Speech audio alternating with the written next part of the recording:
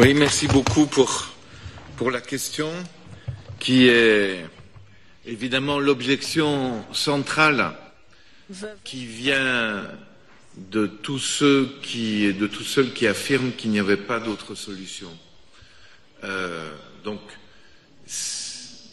la question consiste à dire si le gouvernement avait pris en compte les conclusions du rapport, il aurait dû suspendre le paiement de la dette et ça aurait produit une situation tout à fait catastrophique et chaotique et défavorable pour le pays. C'est bien ça la question. Et donc, je crois qu'il faut passer en revue de manière très sérieuse ce qui s'est passé. La Grèce a poursuivi après les élections du 25 janvier des remboursements jusqu'à la tenue du référendum pour un montant d'environ 7 milliards d'euros. En contrepartie, jusqu'au référendum, la Grèce n'a reçu absolument aucun versement. Pourtant, il restait au moins 7,2 milliards d'euros dans le cadre du programme qui avait été prolongé jusqu'au 30 juin et d'autres sommes restaient disponibles, notamment au niveau du Fonds européen ou la Facilité européenne de stabilité financière et aussi du côté de la Banque centrale européenne qui perçoit des intérêts élevés sur les titres grecs que la Banque centrale européenne détient. Donc si, à partir de février, le gouvernement grec, je vais retourner quelque part la question, et posons-nous la question suivante. Si le gouvernement grec, le 20 février, au lieu de s'engager à continuer à rembourser la dette, s'il avait dit « j'applique l'article 7, paragraphe 9 du règlement 472 adopté par le Parlement européen le 21 mai 2013, enjoignant aux États membres de l'Union européenne soumis à un plan d'ajustement structurel de réaliser un audit intégral de leur dette afin d'expliquer pourquoi la dette a atteint un niveau insoutenable et afin de déceler les irrégularités européennes. Donc si le gouvernement grec avait dit « j'applique ce règlement et durant l'application de ce règlement, je suspends le paiement parce que si j'audite la dette pour déterminer s'il y a eu des irrégularités, de manière provisoire, je suspends le paiement et je ne préjuge pas de la suite, mais j'entre dans une négociation. » Et si le gouvernement grec avait pris des mesures pour résoudre la crise bancaire, à savoir tout en protégeant les dépôts des épargnants, prendre en compte l'état d'insolvabilité des banques et résoudre de manière ordonnée ce problème, est-ce que la situation n'aurait pas été bien meilleure que ce qui s'est produit entre février et juin?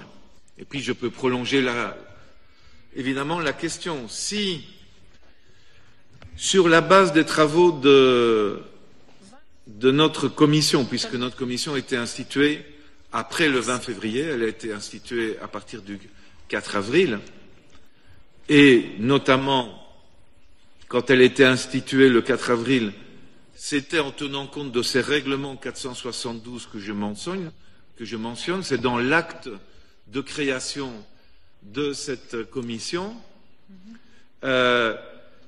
Si sur la base des conclusions préliminaires que nous avons rendues publique le 17 et 18 juin, et sur la base du résultat du référendum du 5 juillet, si le gouvernement grec avait dit « Pendant 6 mois, nous avons remboursé nos dettes. Ça a coûté au pays 7 milliards. Les caisses de l'État, maintenant, sont vides. Nous avons fait des concessions absolument énormes à nos créanciers. Et ceux-ci, en contrepartie, n'ont fait absolument aucune concession. Ils ont même augmenté leurs exigences. Donc si, sur la base du référendum et de nos travaux, le gouvernement avait suspendu le paiement de la dette, alors à partir du 5 juillet, c'est-à-dire refusant de rembourser la Banque centrale européenne pour un montant extrêmement important de quasiment 7 milliards supplémentaires qui ont été remboursés à la Banque centrale européenne après le 5 juillet. Entre le 5 juillet et maintenant, il y a environ 7 milliards qui ont été remboursés à la Banque centrale européenne. Il était encore possible, là, pour le gouvernement grec, sur la base du résultat du référendum, refusant les propositions, notamment en matière de dette de la part des créanciers, et s'appuyant sur nos travaux, il avait la possibilité de suspendre le paiement, de prendre des mesures évidemment fortes pour les banques, puisque les banques étaient fermées par la Banque centrale européenne et la Banque centrale de Grèce. Il fallait prendre des mesures fortes protégeant les dépôts des épargnants grecs et résolvant le problème des banques grecques, qui n'est toujours pas résolu, et instituant une monnaie complémentaire. Prenant aussi des mesures fortes en matière de taxes pour augmenter les recettes. Si ce plan B avait été appliqué, je suis persuadé, chers journalistes, que ce n'aurait pas été la catastrophe. Je suis persuadé que les créanciers auraient été forcés à se mettre véritablement autour de la table de négociation.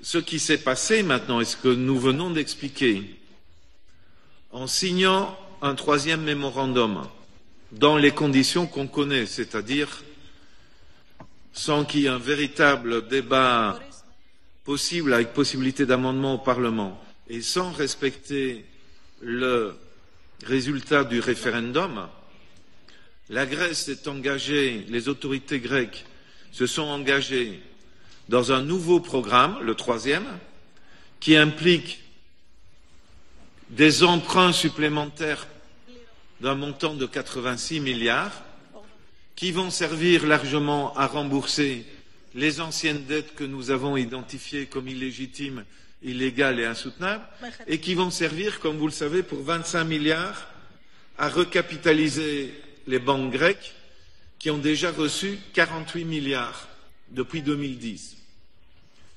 Et nous savons parfaitement que les 25 milliards, ça je peux l'affirmer, les 25 milliards ne suffiront pas à assainir la situation des banques grecques. Ce ne sera pas suffisant parce que ce qu'on appelle les non-performing loans, c'est-à-dire les prêts bancaires qui ne peuvent pas, qui sont en défaut de remboursement, sont supérieurs au capital de ces banques grecques. Les banques grecques sont insolvables. C'est la situation réelle. Et les 25 milliards ne suffiront pas. Il faut dire la vérité, qu'il est possible que dans 6 mois ou dans 9 mois, les dépôts des Grecs supérieurs à 100 000 euros seront affectés par des mesures fortes pour sauver les banques grecques, parce qu'elles ne sont pas définitivement sauvées. Et les mesures d'austérité, comme l'a expliqué mon collègue Michel Husson, vont impliquer que la Grèce sera incapable d'atteindre les objectifs fixés par l'Union européenne. Il ne sera pas possible de réduire, d'atteindre les objectifs fixés pour 2016, pour 2017 et 2018. Donc les créanciers européens vont demander des efforts supplémentaires à ceux qu'ils ont déjà demandé au cours du troisième référendum. Donc je termine en disant, vous nous affirmez que si la Grèce avait suspendu le paiement et avait suivi les conclusions préliminaires du comité, la situation aurait été catastrophique. Et nous considérons, qu'il n'est pas normal de continuer à emprunter dans des conditions d'illégitimité et d'illégalité, parce que le troisième mémorandum est entaché d'illégalité et d'illégitimité. Et nous affirmons en plus, comme l'a dit mon collègue Michel Husson, que la situation économique du pays ne va pas réellement se redresser. Et nous publierons d'ici une semaine un document que nous avons adopté, que nous sommes en train d'éditer, sur la situation des banques grecques. Et nous montrerons à quel point, malheureusement pour le pays, la situation des banques grecques reste absolument préoccupante.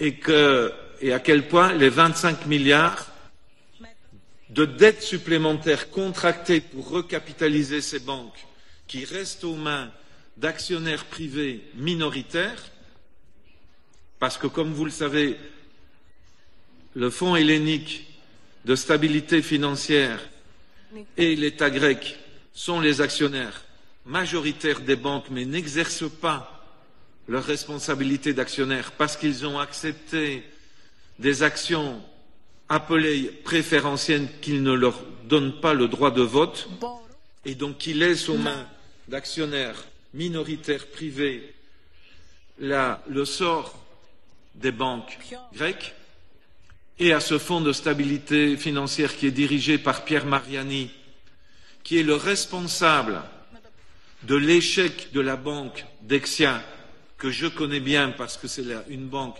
belgo-française, qui a dû être sauvée à 3 reprises par les autorités belges et françaises. Et M. Mariani est responsable, co-responsable de l'échec et du désastre de la banque Dexia, et c'est lui le responsable du fonds de stabilité financière en charge de la recapitalisation des banques grecques. Est-ce que vous trouvez normal de confier à quelqu'un qui a une telle responsabilité dans un désastre bancaire d'une grande banque comme la banque Dexia, qui a eu des effets désastreux sur les finances publiques de la Belgique, de la France et du Luxembourg, et qui a vendu des prêts toxiques aux municipalités françaises en masse? Est-ce que vous trouvez normal de continuer à faire confiance à M. Pierre Mariani, qui, quand il a quitté la banque Dexia, alors qu'elle était sauvée par l'État belge, il a dû la quitter parce qu'il a été mis dehors, vu sa gestion désastreuse, il a quitté avec un parachute doré de 1 million d'euros. Et il a atterri ici en Grèce pour gérer les banques grecques. Posez-vous la question, est-ce que c'est normal? Est-ce que c'est normal que les intérêts des citoyens grecs et du pays soient confiés à des personnages de ce type-là? Est-ce qu'il n'y a pas un conflit d'intérêts? Est-ce qu'il n'y a pas une contradiction dans les intérêts de défense de la nation? Alors je pense que, franchement, si on avait suivi nos recommandations, on aurait commencé à trouver une solution au problème de la Grèce. En refusant de prendre en compte nos conclusions et en continuant dans la voie du troisième mémorandum, je suis désolé de vous dire, mais très sérieusement, que les problèmes de la Grèce ne sont pas résolus, que la dette va continuer à constituer un poids insupportable sur les épaules fragilisées du peuple grec par 5 ans d'austérité imposée par les créanciers, que le problème des banques grecques n'est pas résolu. Alors, peut-être qu'on vous concédera à la Grèce en échange de la capitulation, un allègement de la dette sous la forme de report des maturités, donc du calendrier, prolongement du calendrier de remboursement. Mais vous savez comme moi qu'en juillet, dans l'accord qu'a signé la Grèce, il est mis qu'il n'y a pas de restructuration dans cet accord. Il y a éventuellement l'ouverture d'une perspective de quelque chose. Vous savez comme moi que le Fonds monétaire international a dit que la dette grecque allait atteindre 200% du produit intérieur brut, mais que le même FMI a dit « je ne réduirai pas ce que la Grèce me doit ». Le FMI est pour une réduction de la dette grecque, sauf en ce qui le concerne. Vous croyez que le FMI va convaincre les Européens de concéder une réduction de la dette s'il lui dit lui-même « la dette est insoutenable, mais moi, je refuse de participer à une réduction de la dette grecque. C'est à vous, les Européens, de le faire. » Vous croyez qu'en acceptant la logique du troisième mémorandum, vous allez réellement sauver la situation du pays? Nous pensons, malheureusement, que ce ne sera pas le cas. Que le problème de la dette grecque va rester central dans les années qui viennent et que, pour terminer, le travail, il a été commencé en 2011, lorsque le comité d'audit citoyen de la dette grecque, ELE, a été constitué, avec toute une série de personnes qui sont encore membres de ce comité. Il a connu une seconde vie grâce au choix de la présidente du Parlement grec, qui à ce moment-là a reçu le soutien du Premier ministre et du Président de la République. Rappelez-vous, le 4 avril, ils étaient là. Malheureusement, on n'a pas suivi nos recommandations. Nous ne savons pas quel sera notre statut dans 10 jours.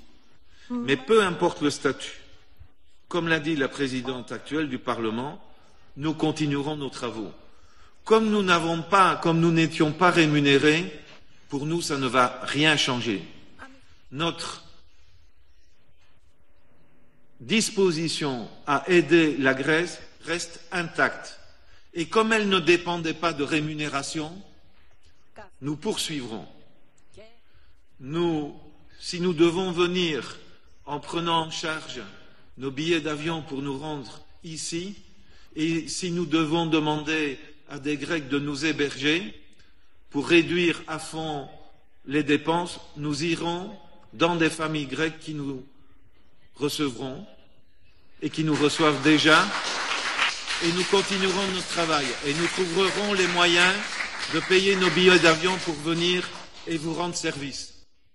Et j'espère qu'un jour, il y aura un gouvernement grec qui prendra en compte, dans l'intérêt du peuple grec, les résultats de nos travaux, parce que nous les avons faits, je vous garantis, avec rien qu'en tête, défendre les intérêts du peuple grec et défendre les intérêts de tous les peuples d'Europe et de la planète pour une solution juste à la Grèce. Merci beaucoup pour votre attention.